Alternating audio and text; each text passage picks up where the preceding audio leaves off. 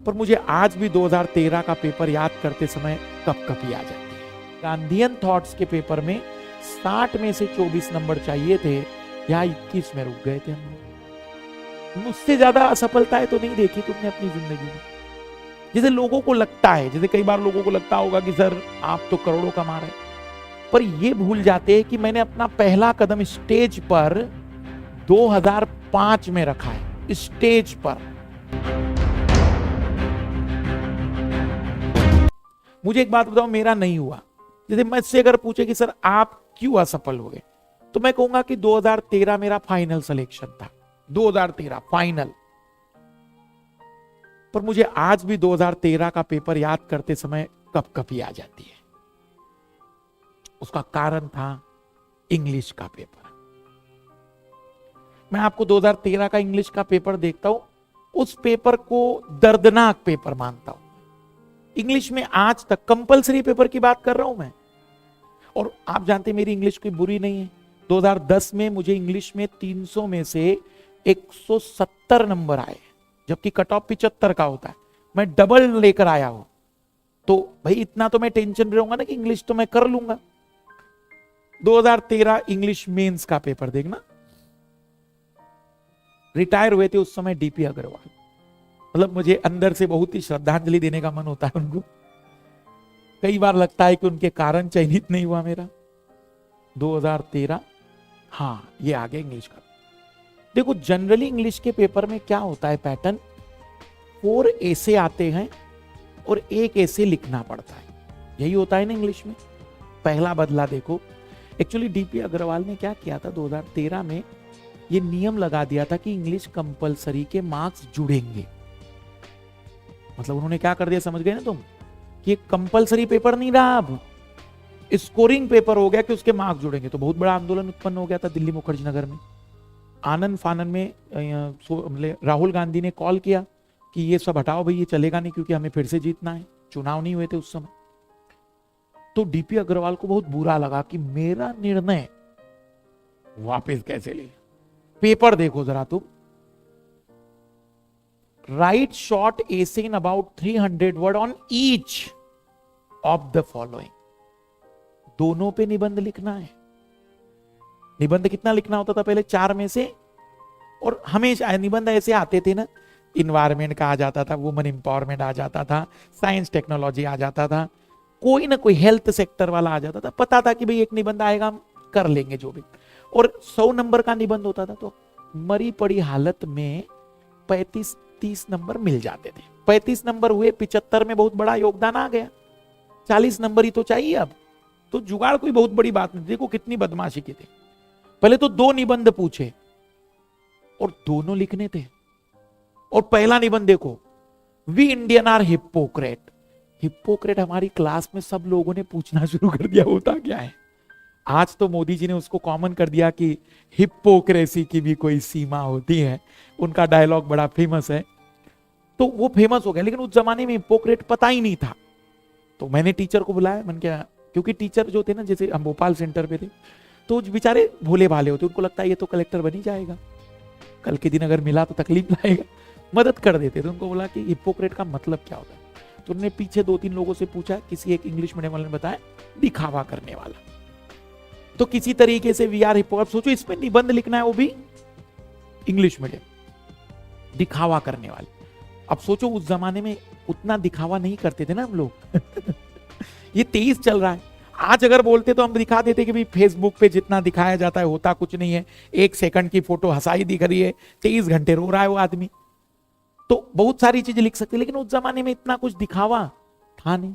तो पहला ऐसे तो था भयानक, और दूसरा ऐसे उससे भी भयानक, फिटनेस एंड हेल्थ के latest fad in urban India. India नहीं, अर्बन इंडिया। शहरी भारत में फिटनेस और हेल्थ केयर अब कुछ बहुत तेजी से ही डेवलप हो रहा है। तुम अंग्रेजी के शब्द देखो, चुन चुन कर लाए हैं। तो पहले तो ये 2 निबंध का सामना करना था। तो सेकंड वाला तो ठीक ठाक लिख दिया मैंने। फेड मतलब बहुत प्रभावी हो गया, बहुत मतलब बढ़ रहा है तेजी से। चलो ये तो एक चीज हुई। अब दूसरा चैलेंजिंग क्या था, read the carefully passage given below and write your answer to the question that follow in clear, correct and concise language of your own. ठीक है, तो कॉम्प्रिहेंशन पहले भी आते थे, अभी भी आए हैं। ठीक है, ये कॉम्प्रिहेंशन चल रहा है। कॉम्प्रिहेंशन देखो कितना बढ़ा दिया है उस गरीब ने। और ये दिख रहे हो 10-10 नंबर के, पहले 15-15 नंबर के आते थे, तो नंबर ठीक ठाक बन जाते थे इसमें। और इतने गंदे अंग्रेजी लिखे ना इसने, बहुत गंदी अंग्रेजी लिखी प्रश्नों में। तकलीफ कब आई हमें? तकलीफ यहां आई, पहले प्रेसी राइटिंग आती थी एक, और अभी भी एक ही आती, सब जगह एक ही आती। 2 प्रेसी राइटिंग थी, 60 नंबर की ये पहली प्रेसी राइटिंग है, और ये दूसरी प्रेसी राइटिंग है फिर से 40 नंबर की। इससे ज्यादा भयानक बदले की भावना का पेपर नहीं हो सकता। फिर जिसके बलबूते हम ज्यादा हवाबाजी करते थे वो था ग्रामर, क्योंकि 50 नंबर का ग्रामर है, जिसमें सेंटेंस को सुधारना, कभी ईज और आर की जगह क्या यूज करोगे वो जोड़ना, एंटीनोम सिनोम, फिर कुछ ना कुछ चीजें जुगाड़ करके 20 नंबर तो 50 में से आ ही जाते थे। देखना इस बार ग्रामर कितने नंबर हुए, गिनते चलना। 10 नंबर, कितना? 10 नंबर, 10 नंबर, 5-5, 40, 50। अब देखो यहां पर अपोजिट वर्ड में भी कितने शब्द अच्छे लिए इन्होंने, बहुत अल्टीमेट शब्द लिए। जैसे शैलो का डेप्थ आ जाएगा, चलो भाई अपोजिट वर्ड में, यहां जाकर पेपर खत्म हुआ। लाने चाहिए थे 75, आए 74, 74। एक नंबर के लिए भी अगर दया कर लेते, दया दृष्टि कर लेते, तो उस साल मेरा मेंस, उस साल मेरा जो रिकॉर्ड था 2013 नया ही मेंस आया था पहली बार। ऑप्शनल मैंने बहुत ज्योग्राफी बहुत बेस्ट कर लिया था, तो उसका रिजल्ट आज भी दर्दनाक है। पेपर के नंबर नहीं पता चले, कारण है कि जब आपके कम हो जाते तो फिर वो नंबर देते। अब इसको क्या कह सकते हैं हम लोग, चलता है भाई, क्या कह सकते हैं। और ये मेरे लिए कोई नया नहीं था, मतलब आप अगर मेरे जीवन की घटनाएं सुने तो आप कहोगे कि अद्भुत सी चल रही जिंदगी। मेरे को इंग्लिश ने ऐसा नहीं कि यहां तकलीफ दी है, इंग्लिश ने एक जगह और दी है। मैं एक एग्जाम होती थी हमारी मेडिकल की, मैंने मेडिकल लंबे समय तक दिया है, महात्मा गांधी मेडिकल कॉलेज वर्धा का था। इसमें एक गांधीयन थॉट्स के नाम से पेपर पढ़ाए थे। आप लोगों ने गांधी तो अभी पढ़ते हो, मैंने कक्षा 12वीं में गांधीयन थॉट्स की 6 किताबें पढ़ी है। उनकी पहली किताब लाइफ जो उनकी है बनी, जीवनी पर बनी है। मंगल प्रभात नाम से उनकी एक छोटी सी किताब है। स्वास्थ्य की कुंजी उनकी एक छोटी सी किताब है। रामचंद्र गुहा की लिखी हुई गांधी के बाद का भारत और गांधी के बारे में लिखा हुआ है। तो ये मैंने 12वीं में पढ़ा था। उस समय हमारे मेडिकल में फिजिक्स, केमिस्ट्री, बायोलॉजी में मेरी ऑल इंडिया 3rd रैंक थी, लेकिन गांधीयन थॉट्स के पेपर में 60 में से 24 नंबर चाहिए थे, यहां 21 में रुक गए थे हम। उसका कारण था, ऐसा नहीं कि पेपर बढ़िया लिख दिया था मैंने, उसमें एक वर्ड आया था ट्रस्टशिप। उस समय मैं समझ नहीं पाया उसे। मैंने गांधी जी के जितने ट्रस्ट बनाए थे सब बता दिए थे, जबकि उसका मतलब था विश्वास, सहयोग, तो उस तरीके की चीजें थी। वो एक सवाल 12 नंबर का था, अगर वो थोड़ा सा भी सही हो जाता तो 3 नंबर जुगाड़ मेडिकल का एग्जाम। मैंने IIT जैम नाम से एक एग्जाम होता है, सुना हो कभी अगर तो, IIT जैम, ये IIT में MSc जिनको करना होता है उन लोगों के लिए ज्वाइंट एग्जाम होता है। मेरी इसमें ऑल इंडिया 82 रैंक है, पर इन्होंने मुझे एडमिशन नहीं दिया। उन्होंने कहा कि केमिस्ट्री जिनको मेंस MSc में लेना है उनका मैथमेटिक्स होना चाहिए केमिस्ट्री के साथ, और मेरा केमिस्ट्री के साथ। मैंने कहा भाई मैं कोई मजाक लेकर इतना रैंक लेकर आया हूं? अगर मेरी रैंक अच्छी है, 82 ऑल इंडिया रैंक है, तो इसका मतलब दिल्ली कॉलेज मुझे मिल रहा है, और अगर ये रैंक आई है तो मैंने साबित कर दिया ना कि मुझे केमिस्ट्री आता है। तो आपके ये क्राइटेरिया किस बात के? अगर मैं हाई कोर्ट जाता, किसी दरवाजा खटखटाता तो एडमिशन हो जाती, लेकिन मैंने कहा क्या जरूरत है, क्योंकि मैंने दिल्ली यूनिवर्सिटी की एग्जाम दी थी। अभी भी मेरा अगर सर्च करोगे Delhi university result all India 3rd rank है। दिल्ली केमिस्ट्री एमएससी, इन्होंने भी वही आर्ग्यूमेंट दिया, जब तक कि आपका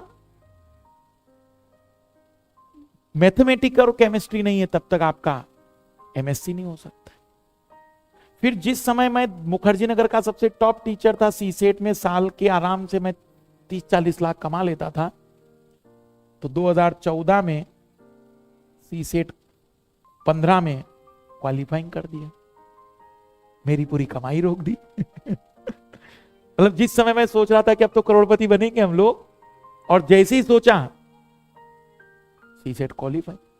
तो ऐसा नहीं है, मेरा 3 साल का गैप है 12वीं के बाद मेडिकल के लिए। मैं ये क्यों बता रहा हूं? मैं ये बता रहा हूं कि देखो, चलने दो जिंदगी, कुछ ना कुछ बेटर। जैसे लोगों को लगता है, जैसे कई बार लोगों को लगता होगा कि सर आप तो करोड़ों कमा रहे, पर ये भूल जाते हैं कि मैंने अपना पहला कदम स्टेज पर 2005 में रखा है, स्टेज पर पढ़ाने के लिए। और आज क्या चल रहा है, 18 सालों से पढ़ा रहा हूं। भले लोगों को ऐसा लगेगा कि सर की उम्र के हिसाब से, लेकिन 18 सालों का एक्सपीरियंस लेकर बैठा हूं। 18 साल एक ऐसा व्यक्ति जो डेली मिनिमम औसतन पकड़ के चलो कि 6 से 8 घंटे तो मैंने पढ़ाया ही है। 1 आध साल गैप रहा यूपीएससी की तैयारी में बस। तो मैंने कितने घंटे पढ़ा दिया, इतने घंटे मैंने इस स्टेज को झेला है, और मैंने सब डायमेंशन पढ़ाए हैं, UPSC, non UPSC, medical, IIM सब देखे मैंने। तो इतनी डाइवर्सिटी के बाद चीजें तो कोई ऐसी रहेगी नहीं। तो ये सारी चीजें किस बात को दर्शा रही है, बस मैं ये बताना चाह रहा हूं। ये मत सोचो प्लान बी। मैंने भाई मैं जब तैयारी करना है तो मैं सोच कर आया था कि मुखर्जी नगर क्लास खोलने आया हूं। अगर ऐसा सोचा होता तो मैं सीधा क्लास ही खोल देता। मैं तो तैयारी करने आया था। अब नहीं हुआ तो कुछ ना कुछ ऑप्शन तो थे ही। टीचर तो मैं ऑलरेडी था ही। तो कहने का अभिप्राय बस इतना सा है कि आप प्लान बी मत सोचना, आप प्लान ए पर ही पूरी ताकत से काम करो। इतने ह्यूमन रिसोर्स की जरूरत है, अच्छे ह्यूमन रिसोर्स इंडिया में नहीं है। और सबसे बड़ी बात बता दूं मैं, इंडिया में टीचर नहीं है। इस बात को आप मानो या ना मानो, सबसे बड़ी कमी है टीचरों की। मुझे बता दो, अभी तुम्हें YouTube पर मान लेते बायो पढ़ना हो, तुम 40 टीचर देख लोगे लेकिन उसमें शायद 1 या 2 ही समझ पाओ।